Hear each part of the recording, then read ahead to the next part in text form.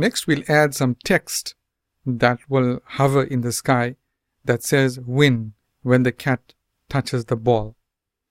Now, the first step is to put our text.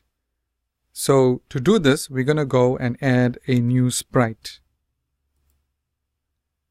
Click on the new sprite button and we scroll all the way towards the bottom of the screen. And here you'll find after all the sprites are done, we've got letters. Or you could have simply clicked on the letters tab there. Alright, now I really like this font, so I'm going to select the W, position it somewhere to the top center. We can always reposition it later.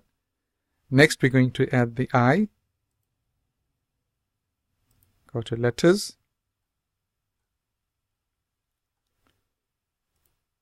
A glowy I. Okay. And put them so they are touching each other, not too close that they overlap, but just touching. Letters again.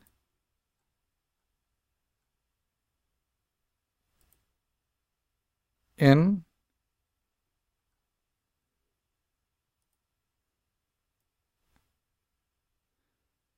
Alright, now you can see it's not quite towards the center, so I'm just merely going to reposition them.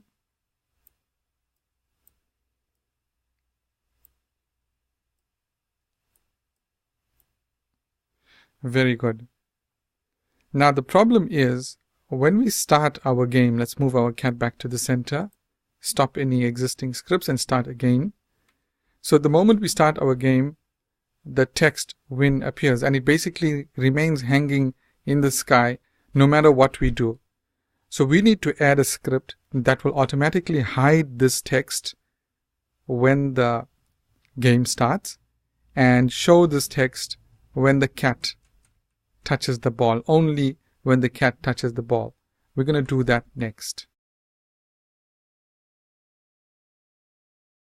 Thank you for watching this lesson.